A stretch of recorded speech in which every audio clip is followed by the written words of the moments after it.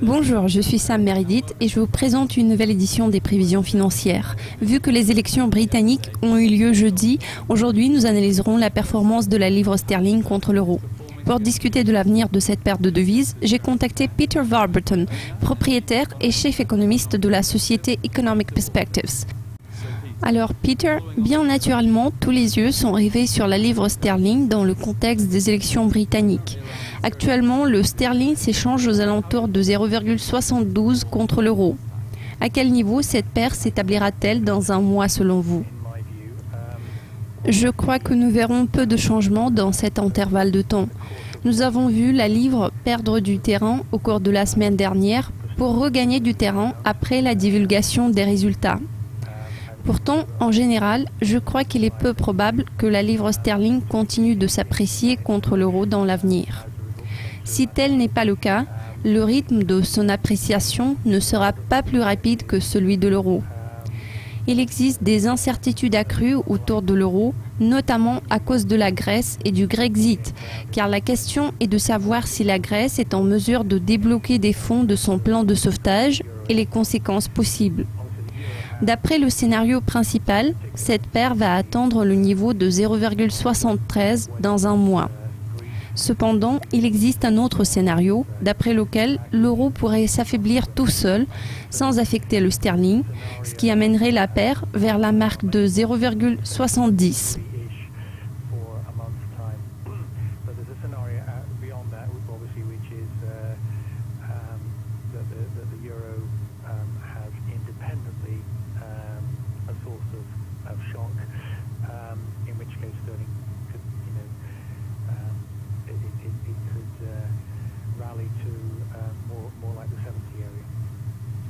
Vos prévisions pour 3 mois se situent au même niveau de 0,73. Qu'est-ce qui vous amène à croire que ce niveau sera maintenu?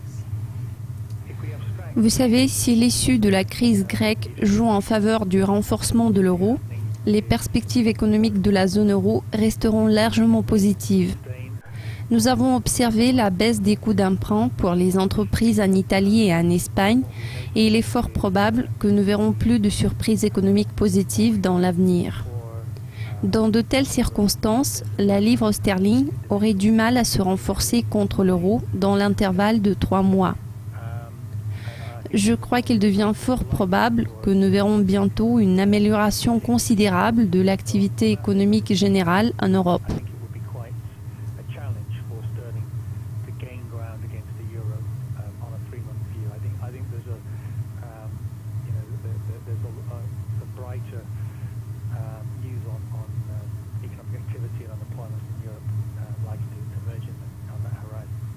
Enfin, dans l'intervalle de 12 mois, vous tablez sur le niveau de 0,75. Pourriez-vous nous dire pourquoi?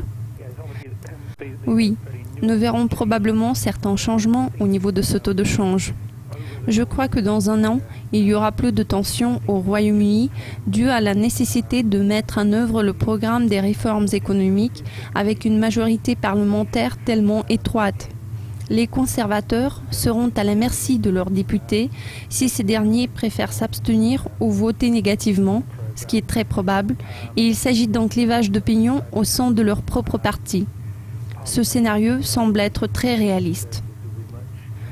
Je pense qu'au cours des 12 prochains mois, il sera extrêmement important de voir quelles mesures vont être prises par le gouvernement britannique afin de rester fidèle à la promesse électorale de lancer un référendum national sur l'avenir du statut du Royaume-Uni en tant que membre de l'Union européenne. Bien sûr, beaucoup dépendra des efforts déployés par le Premier ministre britannique afin de renégocier les conditions d'adhésion du Royaume-Uni. Je crois que tous les facteurs subventionnés vont peser lourd sur les perspectives de la monnaie britannique. Il devient fort probable que la livre sterling va reculer. Voilà pourquoi nous envisageons le niveau de 0,75 à long terme.